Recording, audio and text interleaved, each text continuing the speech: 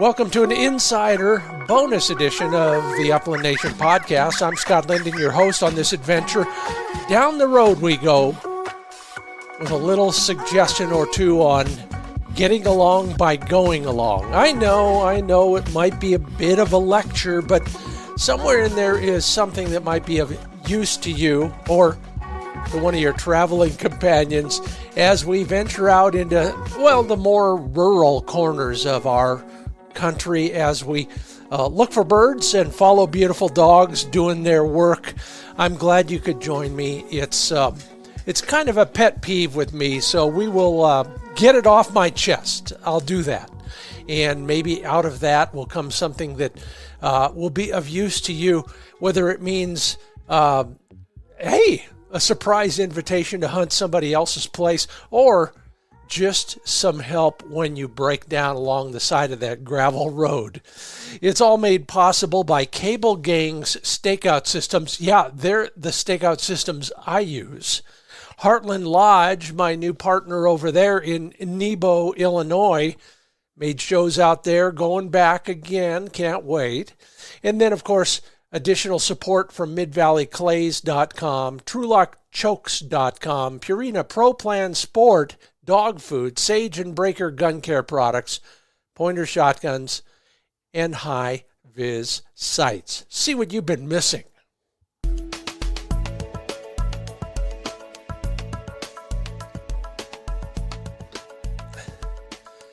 Well, I call this podcast a field guide to rural America.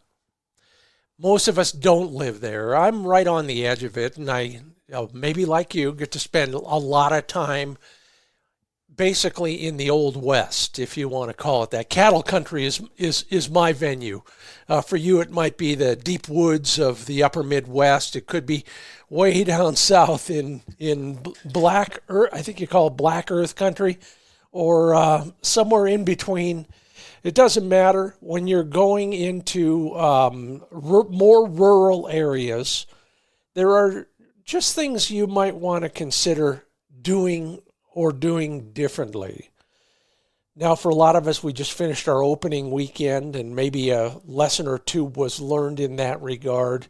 And I'm not going to offer much in the way of real hunting tips, but things that you will have to cope with or take advantage of or help with when you're going down the road in the less populated parts of America. Let's start with a quote from Stephen Cosgrove. He writes children's books. Maybe that's why I like him. He says, never judge someone by the way he looks, or a book by the way it's covered. For inside those tattered pages, there's a lot to be discovered. I just realized that's a rhyme, too. Kind of figures, doesn't it, coming from a children's book author.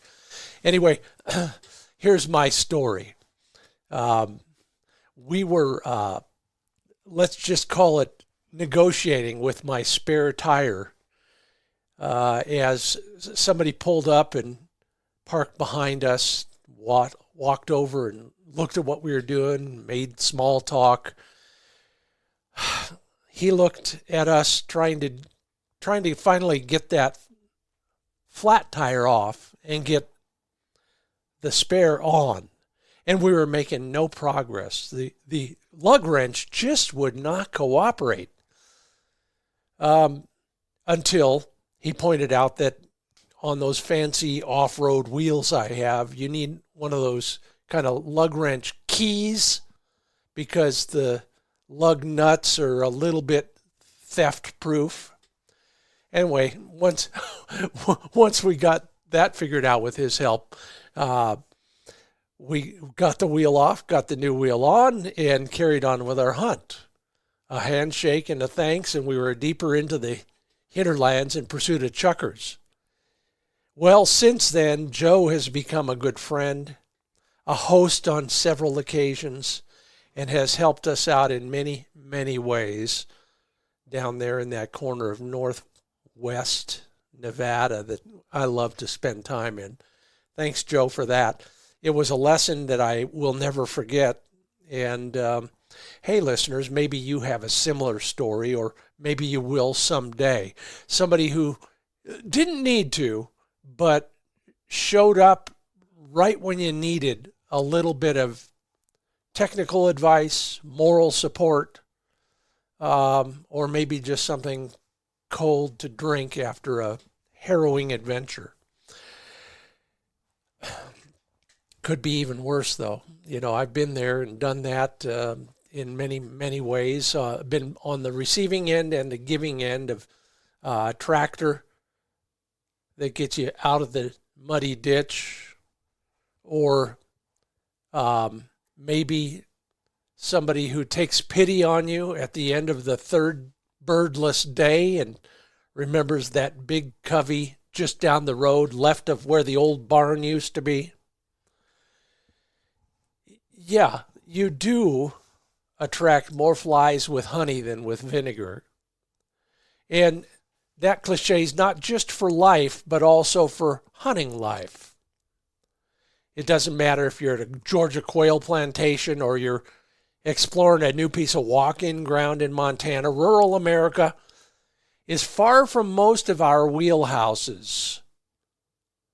So it pays to kind of just be a little bit more thoughtful, maybe, and maybe a little bit more proactively considerate. How's that for a term? Because what you don't know can make or break your trip. What you do know can turn it into an epic adventure. So anyway, here's my brief field guide to rural America from a somewhat local. You might find the sweet spot on that piece of public land that's the size of Connecticut. You might navigate your way to the lodge in the middle of the night in rural Alabama instead of sleeping alongside the road. Getting along will help you go along. So if you got one handy, open that little bear-shaped bottle and squeeze some honey. Let's start with a reality check. The guy driving that combine down the road that's slowing you down, taking both lanes at 8 miles an hour, well, he's probably not what you think he is. He's following the commodity markets. He knows the futures markets. He probably has a better working knowledge of Keynesian economic forecasting than you ever will, because he has to.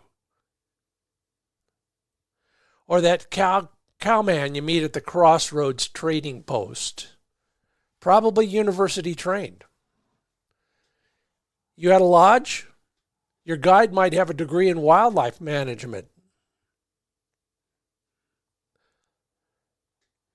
Now, he may wear flannel, but that guy mending the fence alongside that gravel road likely knows the share price for Archer Daniels Midland today. My point, even if they more resemble salt of the earth than summa cum laude, respect is the lingua franca in the Black Belt and Red Dirt Country, out here in Lava Rock land, and down there in the deep woods. Well, that's a lot of Latin for one paragraph, isn't it? I apologize for that, but you get the idea. Do you understand why? Well, somewhere in flyover country, there's a sharp rock with your tire's name on it. And if you're lucky, a pickup truck driver with a farmer's jack to get you to the lodge in time for happy hour. They're related. Likewise, some gates get unlocked for some people or slammed shut for other people. A guide can steer you to the big coveys or snicker to himself as he watches you trudge through a kind of a sterile moonscape devoid of the storied bobwhites the lodge website was talking about. You see, there's two sides to every one of those coins. It's up to you which one you're presented with. I'm Scott Linden. This is an insider edition of the Upland Nation podcast. Yeah, I know. I'm on my soapbox, but it's for our own good. If nothing else, it reminds me of some things, including the golden rule. You'll probably not find a Starbucks to drive through and pay forward someone else's half-calf soy milk latte, no foam. But I'll bet you'll find a tavern where buying around for the next guy is welcome. And if you're in that country long enough, you will see the opportunity, and you will also have the chance to pitch in. It's kind of expected. Everybody looks after everybody else in rural America. Whether it's branding calves or loading dogs or closing gates, slowing down for a truck parked along the road to minimize dust, stopping to ask if everything's all right is even better. Once you're at your destination, remember your four-legged flea circus, your hunting dog, is best left in the truck or at least on a leash. Motel parking lots, rural roads, they're not dog parks. If your dog's forgotten his impressive pedigree and is busting birds on a guided hunt or just a hunt with another guy and his dog, maybe it's time to put him up. Out in the West, we go under wire fences, not over them. That way they stay at least cow tight. We pick up our empty shotgun shells because brass in the wrong piece of a combine can paralyze a corn harvest. We're well aware of the value of a cow, kind of like a walking $1,000 bill, until they trot through a gate that you didn't close behind you. A wildfire can bankrupt a rancher, but dining at a local restaurant might be the difference between profit and loss for that day. Well, I've got a lot more in this regard, and I will promise to be a little bit more light in my delivery in the second part of the podcast. But for now, more ways to get along coming right up after a word from CableGangz.com, CableGangz.com. These guys make the strongest, most well-designed tie-out stakes you'll ever find. They've learned by hard experience what works and what doesn't. They use a higher quality steel. They use it in more robust gauges. And then they engineer that steel in ways that will defy your attempts to damage or destroy that stake when you're whacking on it with your mallet. One quick example, they have a whole 1/4 inch gap on their swivel sleeve. So when you start hammering on that for the 55th time and it starts to compress, there's still literally plenty of wiggle room so your swivel tube doesn't get pinched and your dog can actually make circles without binding up his cable. Learn more about their thinking and why I like their tie-out stakes the best. Go to CableGangz.com. And I just got back, had another great time at Heartland Lodge. Yeah, they're way over there in Nebo, Illinois, but for a lot of us, that's centrally located. Southern Illinois is notorious for great hunting, And these guys have some of the best habitat I've ever seen.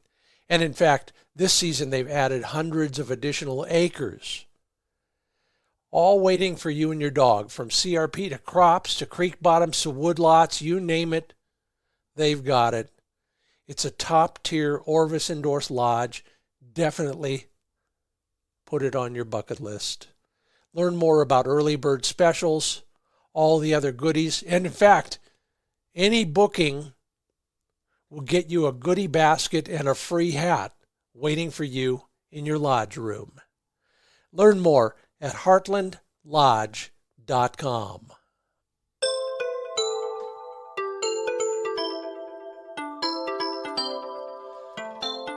Welcome back to the Upland Nation podcast, Insider Edition, my chance to vent, but hopefully open some eyes and maybe prefer some useful information for your next road trip into rural America. That's my goal. Let me know. And if you got other suggestions in that regard, you know how to find me on social media. Let's talk about private property. And then, quote, private, unquote, property.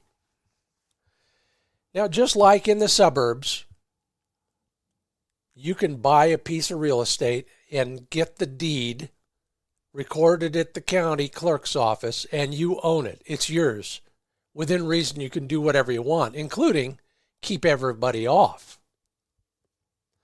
And it's up to us as visitors to know where that property line is and to honor that fundamental tenet, which is it's private property, stay off, unless you have permission.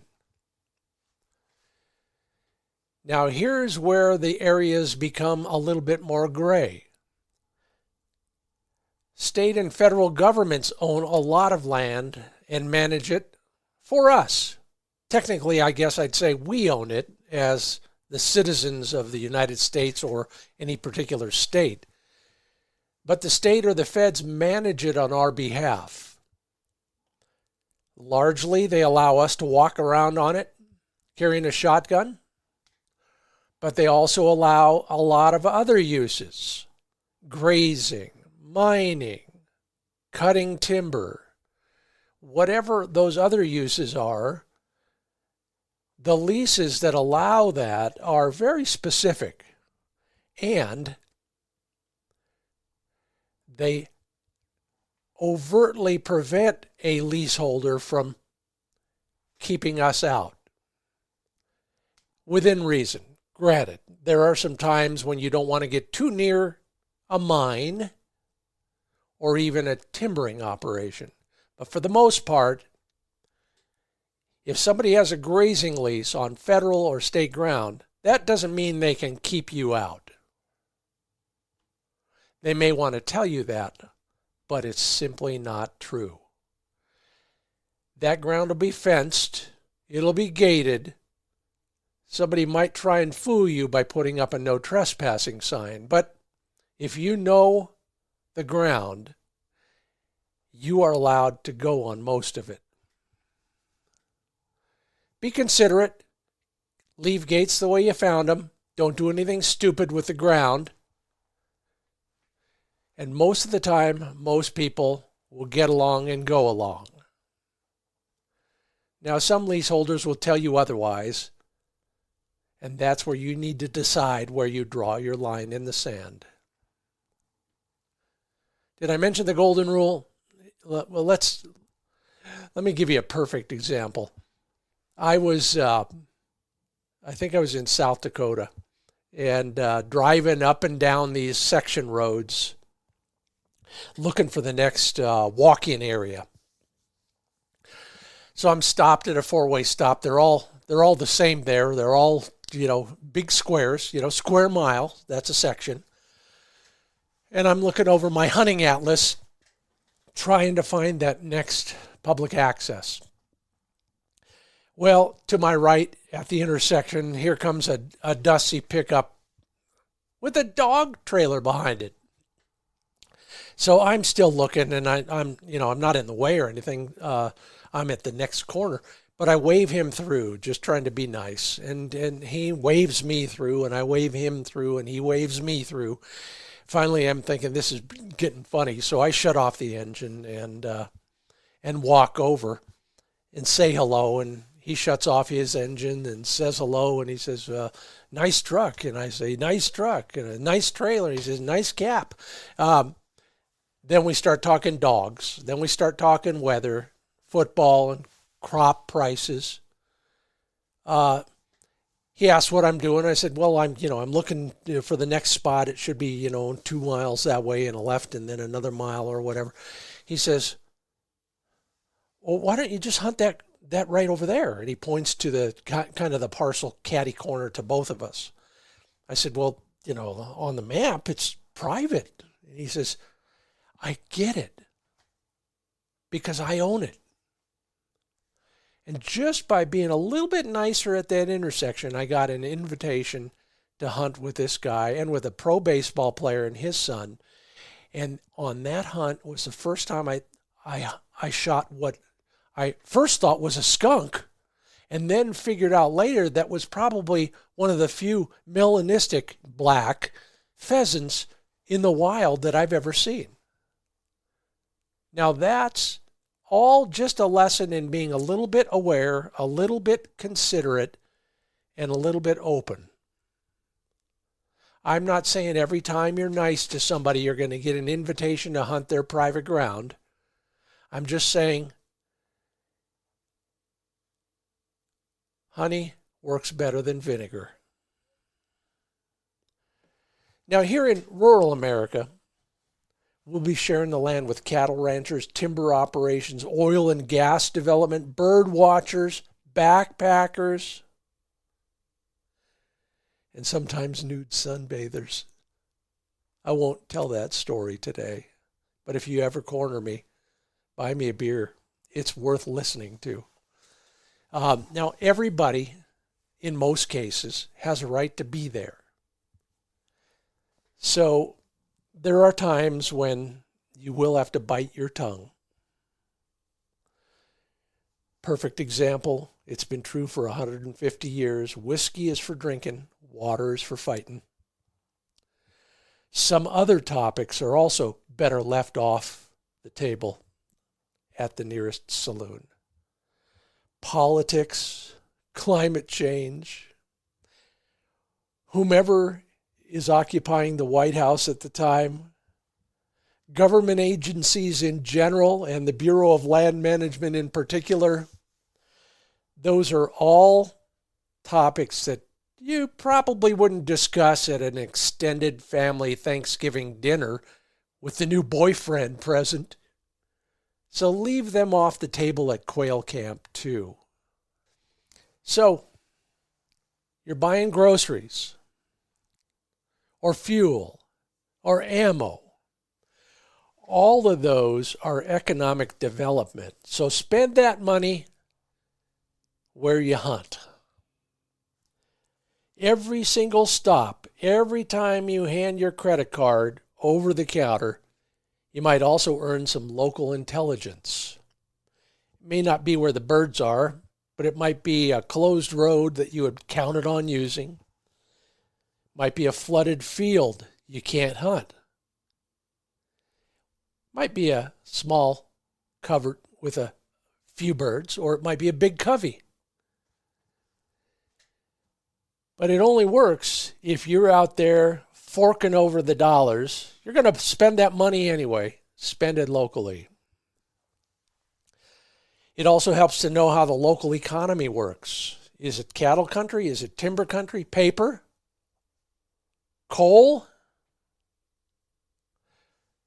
All of those things matter to everybody out there. Most of them are making a living on the land or on the people who are on the land making a living. You really want to get along? Learn how to pronounce the place names correctly. Favors are not favors out there. They're the currency of rural life. You help at a fall gather. They help at the spring branding. You pile out and shut the gate so they don't have to get out of the cattle truck. Perfect. Just remember, we're not in metropolitan America. There is no quid pro quo. Don't expect anything but a thank you when you help out, and vice versa. And while it probably runs counter to those of you in the TikTok culture, Abe Lincoln said it best. Better to remain silent and be thought a fool than to speak out and remove all doubt.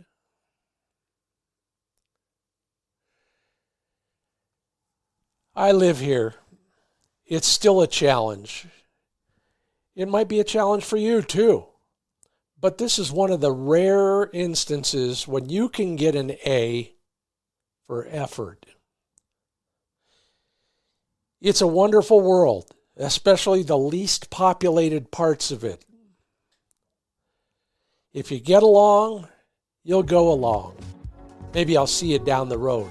It'll be a gravel road. I'm Scott Linden. Thanks for listening. The Upland Nation podcast is brought to you by CableGangz Stakeout Systems, Heartland Lodge, my home territory, Mid-Valley Clays and Shooting School, Trulock Choke Tubes, Purina Pro Plan Sport Dog Food, Sage and Breaker Gun Care Products, Pointer Shotguns, and High Vis Sights.